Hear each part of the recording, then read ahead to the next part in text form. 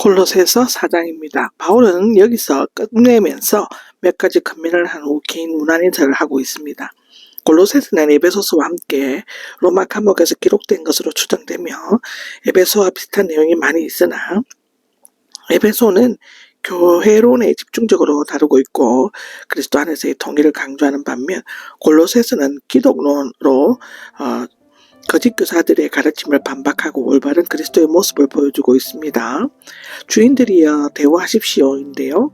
주인들은 자신들의 공의와 공평을 대우하시는 하나님의 주인이신 주님께 대해서 역시 종들을 공의와 공평으로 대우해야 한다고는 책임이 있다는 것입니다. 공의와 공평으로는 대화라는 것은 사실상 종들을 형제로서 영접하고 자유를 베풀라는 것입니다. 만약 오늘날의 고용들이 고용인들의 공의와 공평으로 대화한다면 일에 대한 그들의 의욕이 커질 것으로 생산성도 놀랍게 증가될 것입니다. 2절에서 6절까지는 새 사람을 입은 성도가 마땅히 행해야 할 바를 크게 두 가지로 교훈하고 있습니다. 새 사람이 된 성도의 기도 생활을 얘기하는데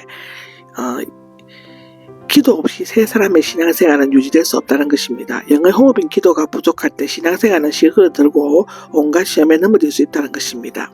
기도하는 일에 전념해야 된다고 하는데 현재 명령으로 계속 끈기 있게 집착하거나 행동을 이어나가는 것을 의미하고요. 감사하는 마음으로 기도하면서 깨어 있으시오라고 두 번째 얘기하는데 감사 없는 기도는 형식적이고 기도 없는 감사는 무의미하다는 것입니다. 감사와 기도는 동들의 양면처럼 언제나 동행하는 것이고 또한 기도는 예수님께서 겟세마네 동산에서 명하신 것처럼 뚜렷한 의식을 가지고 깨어 기도해야 한다고 하는 것이고 기도하면서 영적 게으름에 빠지지 않도록 깨어 있어야 한다는 것입니다. 그리스도의 비밀을 말할 수 있도록 하는데 기도해 주십시오 합니다. 그리스도의 비밀을 말하려면 먼저 말씀을 전할 수 있는 문, 즉 전도의 문이 열려야 한다는 것이고 바울은 비밀 때문에 감옥에 쇠사슬에 매여 있지만 복음 전할 기회가 열리도록 기도해 줄 것을 부탁합니다. 성도들의 합심 기도는 큰 기적을 이루는 원동력이 되는 것이죠. 그 비밀을 분명히 나타낼 수 있도록 기도해야 한다는 것인데요.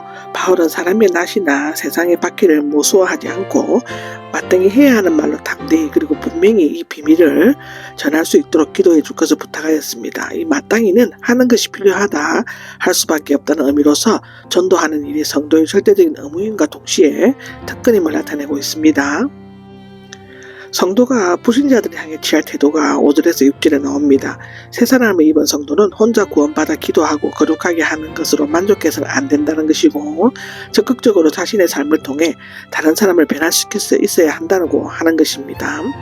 지혜롭게 행동하시고가 나오는데 믿지 않는 외부 사람들은 교회 밖에 있는 사람 곧 불신자들을 의미합니다.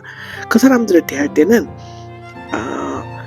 지혜롭게 행동해야 한다는 것입니다. 이러한 지혜는 인간의 지혜가 아니라 하나님의 지혜로서 교회 밖에 있는 사람들에게 명백히 나타나야 한다는 것입니다. 그리스도인은 정인으로서 불신자들에게 예수님께서 말씀하신 대로 뱀같은 지혜롭게 행동하지 않으면 안 된다고 마태복음 10장 16절에는 얘기하고 있죠. 그 이유는 지혜롭지 못한 말이나 행동은 그들에게 복음에서 돌아서게 할 위험이 있고 또 그들로부터 불필요한 저항이나 비난을 받지 않게 하며 또 그들과 교제하는 사이에 세속적인 것에 오염되지 않도록 하기 위함인 것입니다.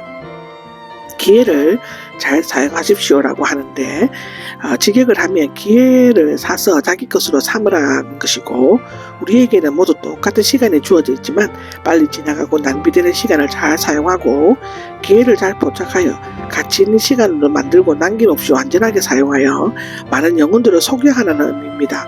바울은 시간을 올바르게 사용하고 기회를 잘 선용하여 많은 시간을 벌어두었고 그 시간은 복음 전도와 편지 쓰는 일에 가치 있게 사용되었습니다. 성도에게 주어진 시간은 하나님의 영광과 영혼 구원을 하도록 하기 위함이라고 에베소서 5장 16절에는 얘기하고 있죠.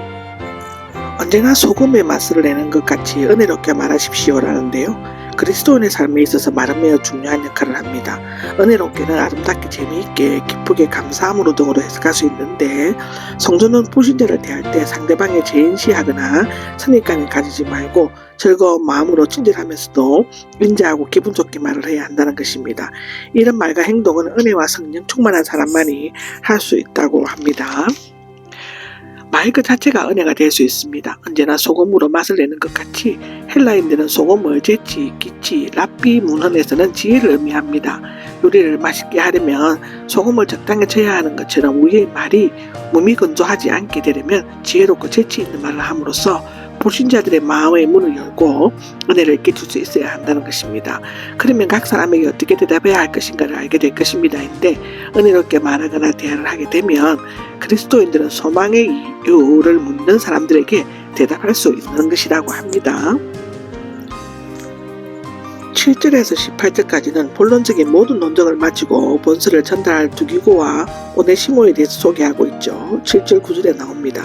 동역자들에게 개인적인 문안을 한 다음에 라오디게아 교회와 아키포에게 분부하고 나서 축도로 마무리 짓는데요. 이 두기고는 소아시아에서 태어났고 3차 전도 여행을 마치고 예루살렘으로 올라갈 때 동행했습니다. 옥중 서신과 목회 서신을 쓸 때 바울과 함께 있었습니다. 그는 주님 안에서 사랑받는 형제, 충실한 일꾼, 함께 종된 자이다. 그가 한 일은 바울의 모든 행피를 알려줌으로써 그들이 바울 일행의 사정을 알도록 하고 또 그들의 마음을 격려하기 위함이었는데요. 골로새 교인들은 옥중에 있는 바울에 대해 염려하고 그의 근간에 대해서 알기를 원했지만 바울은 오히려 그들을 위로하고 격려하기로 했다고 합니다. 9절에 오네시모가 나옵니다. 본래 골로새 사람이고 골로새 교회인 빌레몬의 종이었지만 어떤 잘못을 저지른 뒤로 로마로 도망을 가서 도피 생활을 하다가 바울을 만나 훌륭한 그리스도인이 되었던 것 같습니다. 이제 그는 두기고가 소아시아로 가는 기회에 빌레몬에게로 돌려보내게 되었습니다. 그는 오네시오를 종이나 도망자가 아니라 충실하고 사랑받는 형제라고 부름으로써 그를 따뜻하고 너그러운 마음으로 받아들일 것을 요청하고 있습니다. 그는 바울이 갇혀 있는 곳의 모든 사항을 그들에게 알려줄 것이죠. 아리스다고가 나오는데요. 데살로니가 출신으로 에베소에 큰 소란이 일어났을 때 바울과 함께 투옥되었습니다. 제3차 전도 여행 시 바울과 동행하였고 예루살렘 회의에 참석하였죠. 가이사랴에서 로마로 향할 때 바울과 누가와 함께 동행했는데 그는 바울과 함께 감옥에 갇혔다고 했는데 그가 옥중에 바울을 찾아왔었는지 자발적으로 감옥에 갇혔는지 아니면 순번제로 투옥됐는지는 자세히 알 수가 없다고 합니다. 이 편지를 쓸 당시는 감옥에 있었던 것은 틀림없고 또 마가가 나오는데요. 마가는 바나바의 사촌입니다. 제2차 전도 여행 때 바나바와 바울의 조수로 동행했습니다. 사도행전 13장 4절에 나오죠. 상황이 어렵게 되자 일행과 헤어져 집으로 돌아가 버렸습니다. 제2차 전도 여행 때 바나바가 다시 미가를 동행하려고 했지만 바울이 거부함으로써 둘은 각기 결별을 하고 말았습니다. 사도행전 15장에 나오죠. 바울이 마지막 감옥에 갇혔을 때 그도 갇혀 있었고 그 후에 그를 나의 유일한 동역자라고 부른 것을 보면 마가가 전에 잘못을 고치고 신뢰를 회복했던 것 같습니다. 후에 그는 베드로의 조력자가 되었고 마가복음을 기록하였습니다. 마가가 누구에게서 무슨 지시를 받았는지는 알 수 없으나 바울은 골로새 교인들에게 마가의 가그가 더 이상 남아있지 않다는 사실을 확신시킨과 동시에 잘 영접할 것을 부탁하고 있습니다.